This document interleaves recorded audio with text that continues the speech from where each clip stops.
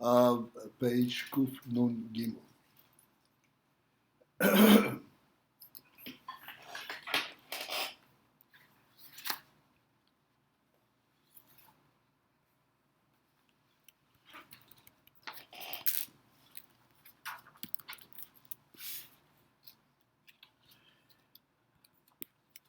And we are on the last paragraph. And the paragraph before that one, the Rebbe points out, having had explained that there is two types of Makif HaKloli.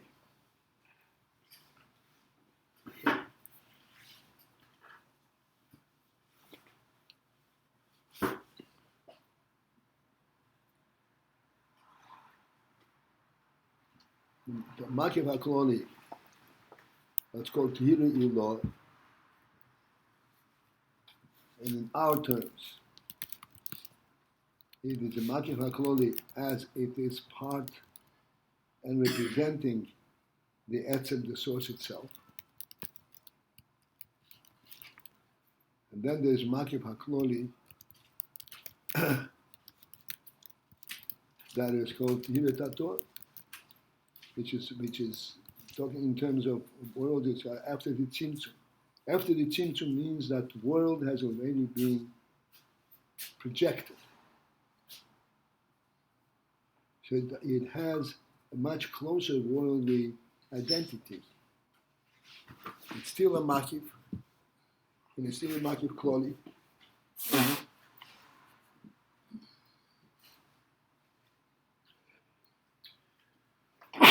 Pardon me.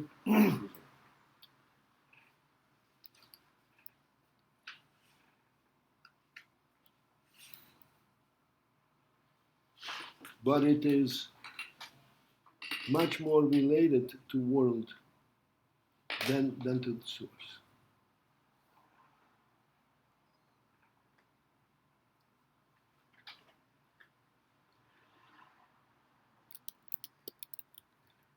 I'd like to delve into the term and the concept of Makif again.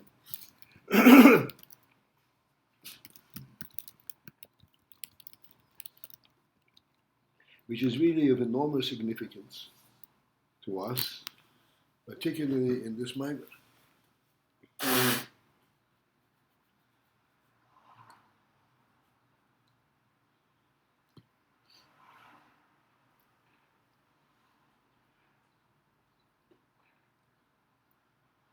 The word Makif means that which surrounds.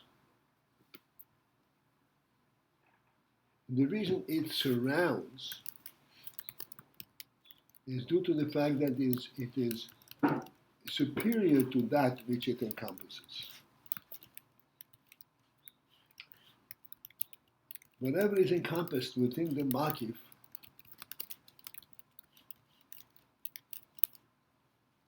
does not affect the Makif itself. The Makif remains totally unaffected.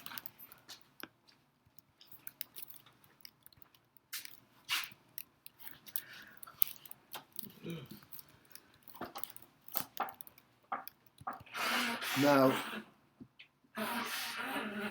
when we talk about specific entities, like what's called pnimi, entities that were created and they have a functional identity and so forth, we can, so to speak, readily project where did these entities come from, what makes them be. They were intentionally and in a very focused manner created. In our little world, a table didn't spring up from the fact that there is space for the table. A table was intentionally planned and designed and put together. Sure, a table has a function, and the idea of its function is what brought about the intent and the occupation to be created.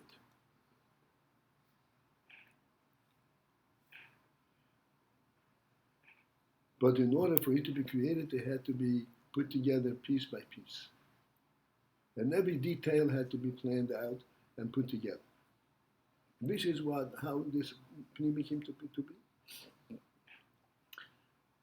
You have to remember, despite the fact that the Pnimi was pre-planned before it came into being, it was projected in the mind of the person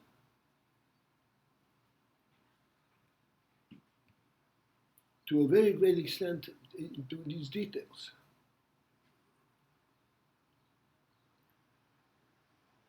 That only facilitated the creation of the entity.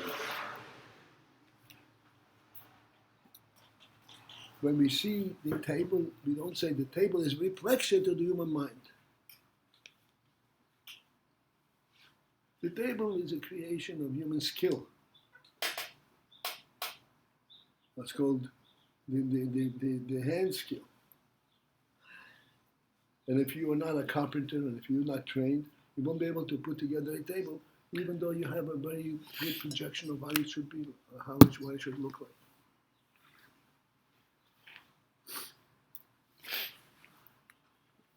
So although the table does reflect, it's a little too much for me, too much wind? Mm-hmm.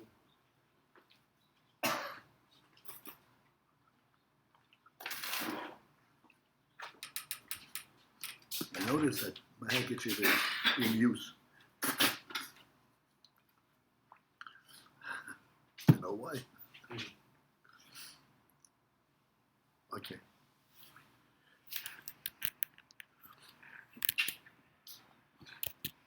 This is important to understand. And although it is preconceived and projected in the mind,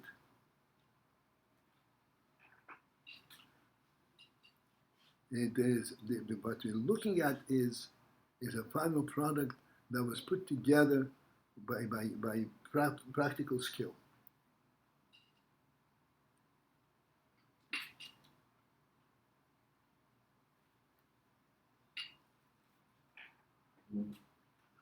And this is why, when you put a table together, one should understand the inference. The way the table is projected in your mind, it is indestructible. It is perfect. But there's no perfect table. After a period of use, the table begins to shake.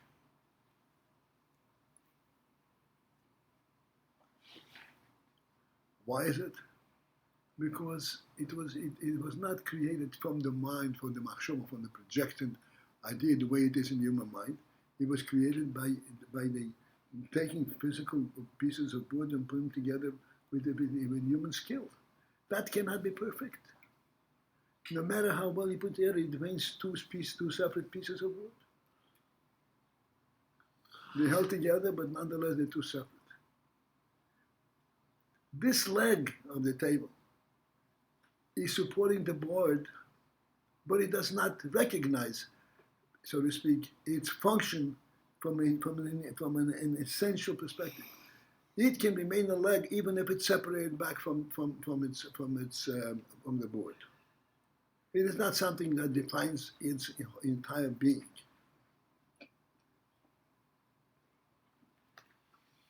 In contrast to that which the REBBE creates.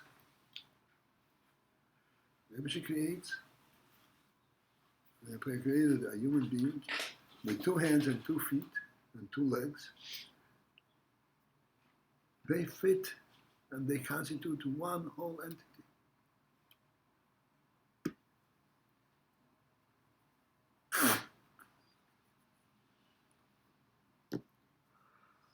I mentioned, just listen, many times, when a person walks, he's not even conscious of the fact that he's accomplished a tremendous feat. Because the legs fit perfectly with the entire human being, and he is occupied with one idea: I have to get there, not how my legs are going to perform. The legs respond to his will automatically. They're part and parcel of that. Only the REBBE can create such a method. Yes. This is to illustrate the way that Makif has perfection, but yet Pnimi is inherently defined and imperfect. Pnimi created by the human being cannot be perfect. Created by the Meivash, it is perfect. Let me explain this. I just finished saying.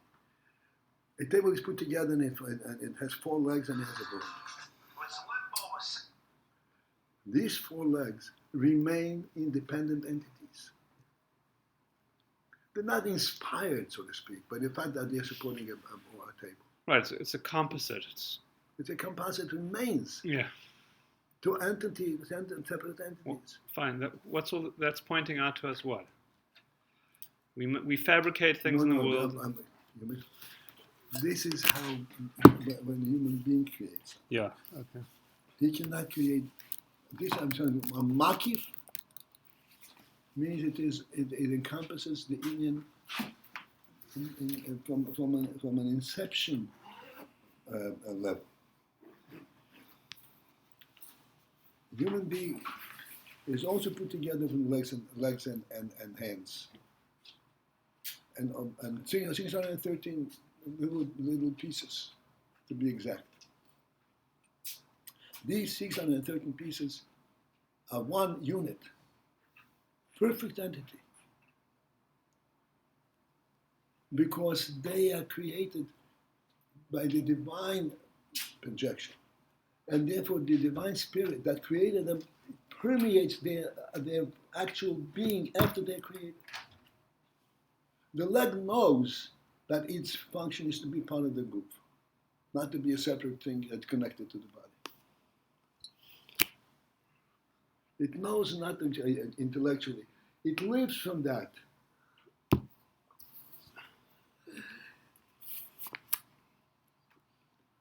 As well, nowadays, exercise is one of the most important things.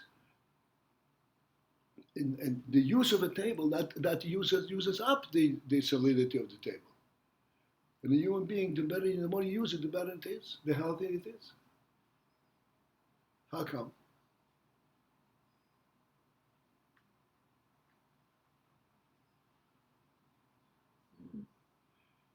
The answer is because the strength of the leg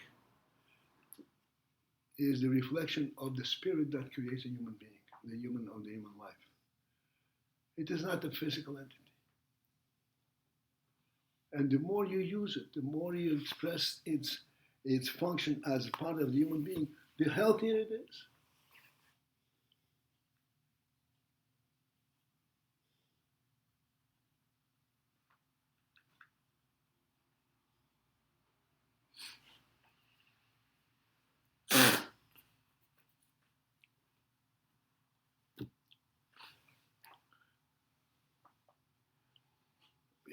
Obviously, there's much to talk about. Just wanted to point out Makif. Makif means that super reality that identifies all the pieces together, and all the pieces are absorbing and readily dedicating themselves, that they're supported alive from the spirit of this overall Makif. The reason the leg functions the way it is because it's part of a human being. This is why using the leg is a healthy thing for the leg.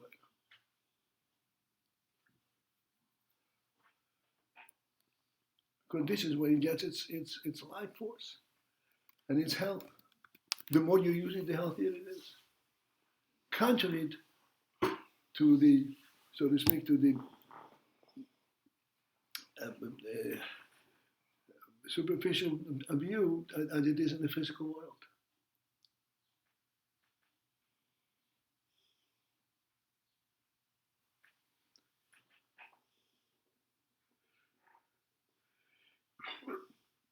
Therefore, we came to a point I recognize that the Makif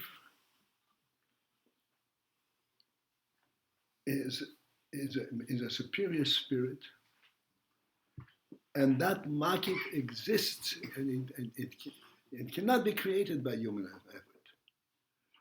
It is a divine inspiration, divine gift.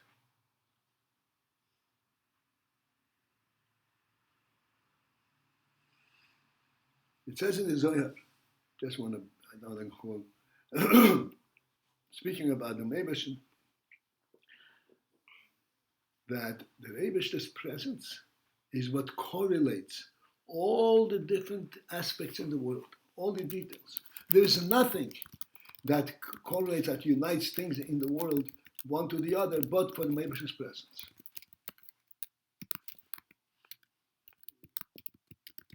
Less cool about it, without even the four elements, Reish, Ruach, of mind, Wafer, they become united only because there's a divine spirit that gives them a presence, inspires their union. If not for that, everything will just fall apart into its components.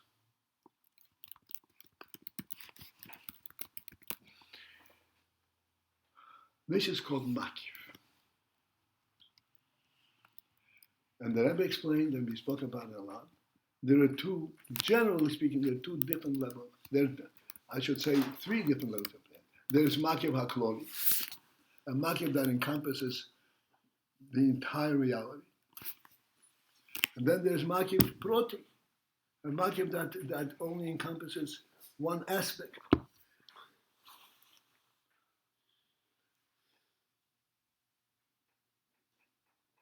The koiches hanefesh, the intellect and the emotion, they also interact. The intellect has a great influence on the emotion.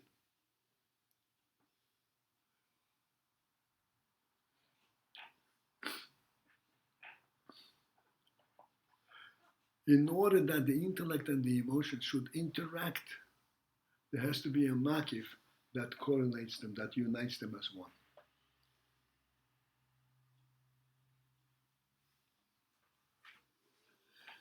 This is different levels of makif. That means you already learned makif proti. Then there's makif kloli. Makif kloli, which identifies not the various qualities of the human being, but the fact that he's a human being. The fact that he's a human being includes and is identified by his emotion, by his intellect, and by his feet, and by his pinky of the left foot.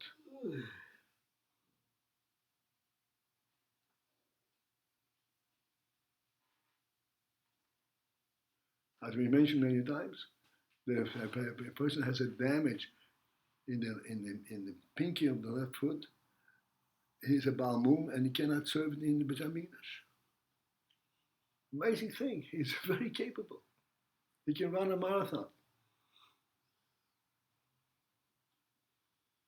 But he is not a complete human being.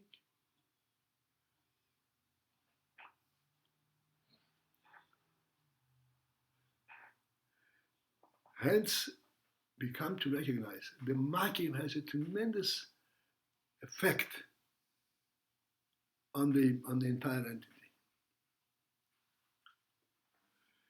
And we also came to realize, from this discussion even, that this Makif is a supreme presence. It is not created by putting the details together. You cannot create a table, perfect table, and give it a spirit of a Makif. You can't. Only the Rebbe can do that. You are creating it due to a higher spirit, but it lacks the perfection. You're creating from the higher place, but it's being together does not create the spirit. Is that to say that the spirit is just not imbued in it, but it is due to the human spirit that you even make the table? That's right, but the table itself does not have. Okay. And it needs to be maintained all the time. Like you said, the more you use the table, the more shaky it becomes. The more you use the leg, the healthier it becomes. It's counterintuitive.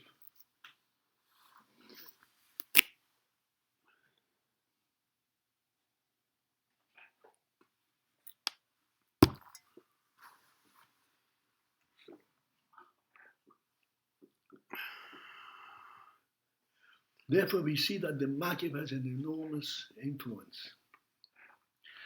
And that's called Makif Kloli, a Makif that incorporates and encompasses many, many very disparate details.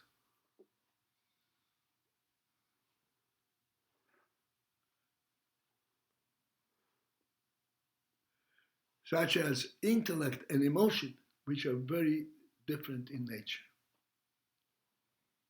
And yet the Makif incorporates them both and enlives them, it supports them and gives them impetus, gives them spirit, both equally. Equally. Which is another way to say God unifies these opposites, like we said from the Zohar.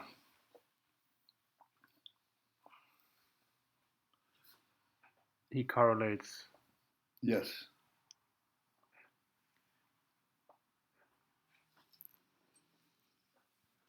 The thing that the market correlates, now that we've identified this from this angle, correlates many details. There are two distinct levels. I'd like you to understand this. There's by the way is Makif Elyon and Makif Tach. Tiri Lo and Tiri Tato. There is the Makif as it is from the perspective of the source of the Makif. That does not know that a human being consists of 613 different pieces. That knows what is the function, what is the truth of the human being. Then, to bring into the world, he has 613 different pieces, representing that true being. But it is only a presentation of it. It is not the very spirit of it.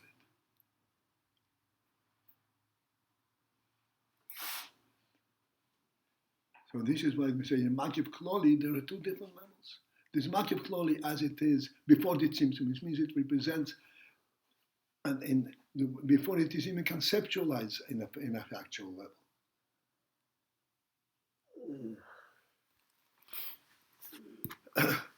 As I mentioned many times, when the human being was created, Hashem said, Naase Odom, let us make man in our form and our likeness. This statement, this encompasses the entire reality of the human being, but there is no pieces. This is a super perfect human being. This is the human being as it is perceived in its creator's mind.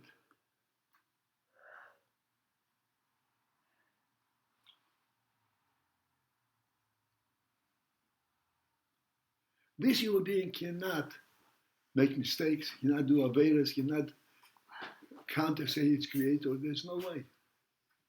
The spirit of the creator permeates his entire being. That's what Makif was saying.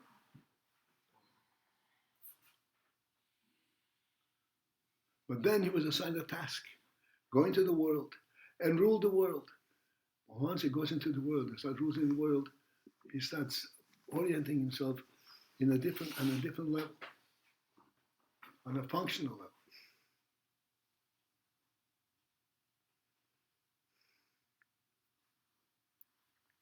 And therefore, he's liable to err and fall apart. With the orienting according to the world is on account of his mission or account of his lacking, his shortcomings. No, it's on account of his mission. He belongs there. But once he gets involved in the mission, the spirit that sent him there may be camouflaged.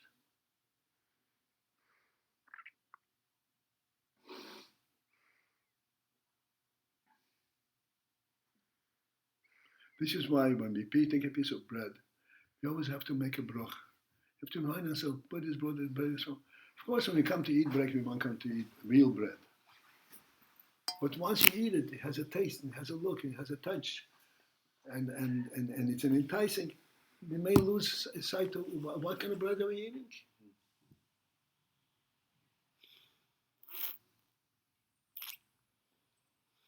It's tasty. I don't know what you want.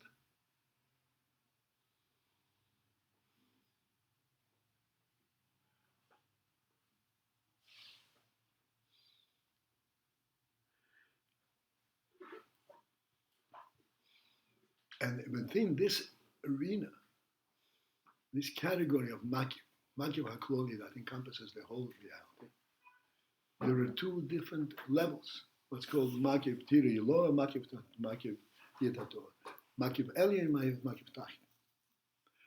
Makif Elyon is the way it is from the Creator's perception, or even in the human being from the Neshama perspective. And then there is Makif Tachin as it is imbued into the human body.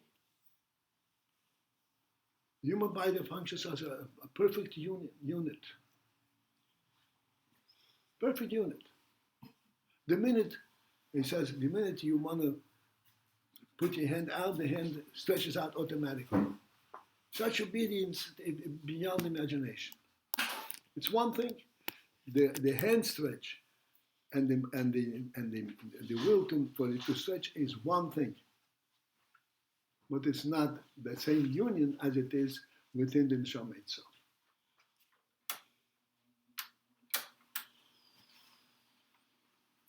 And as we discussed yesterday, the fact that it is united in the neshama is of tremendous significance.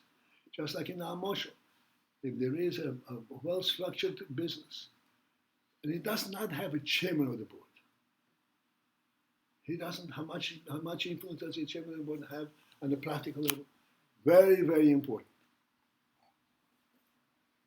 A company does not have a chairman on the board is not a real company. It functions perfectly. Its officers are all cooperating perfectly. It's not a company.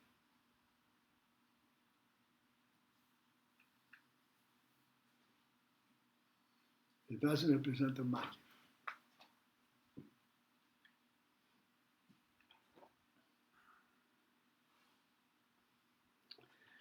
So the Rebbe says, we have these two Makif Kloli. Makif Kloli as it is part and influence on the entity, on the world, and Makif Kloli as it is perceived from the Creator's perspective. They're both Makif Kloli.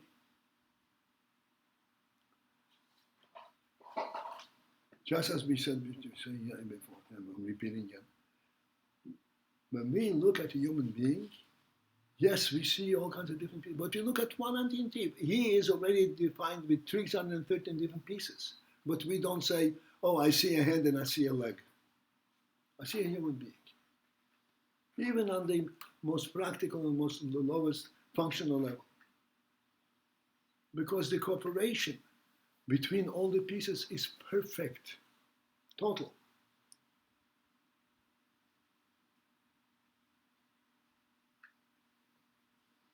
A person like the person does not have to tell the hand, pick up the cup. The will in the hand says, pick up the hand automatically stretches out to pick up the cup. This is the Makif Kloli. Makif Kloli on the lower level. then the Makif Kloli the way it is on a higher level, in the Neshama itself. The question that the challenge that the Rebbe presents is, we must understand is that Tzorich Lahavi. What is the difference from the world perspective, or non-emotional from the human perspective, from the functional perspective,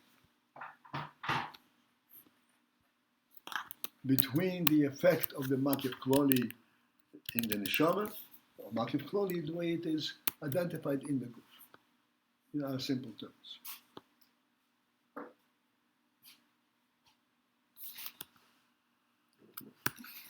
And we said, the group also, the minute there's a thought to take up the cup, the hand automatically goes there.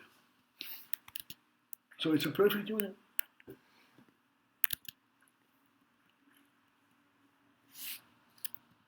How is this level union different than the level of union that I have to pick up the cup? I don't have to think that I pick up the cup with my hand. It's already mine. It's already in my domain.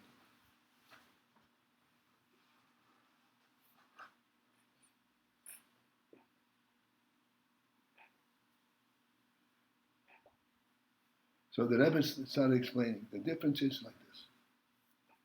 Let's say the top line of the bottom section. The effect of the Makif, of the level of Tirat Tator, of the lower level, the higher which is Bechinas Machshava Hagduma Diyak. This is the Bechina, this is the aspect. In other words, this is not something that can be identified as an entity, but we can identify it from its influence. The Machshava Hagduma, the pristine thought of Ak, we explained the other day when we first reached this, that what Machshava is thought. Thought, in contrast to the Seichel itself, all parts of the Seichel are one of the Seichel, are one with the Seichel. In thought, everything is identified individually.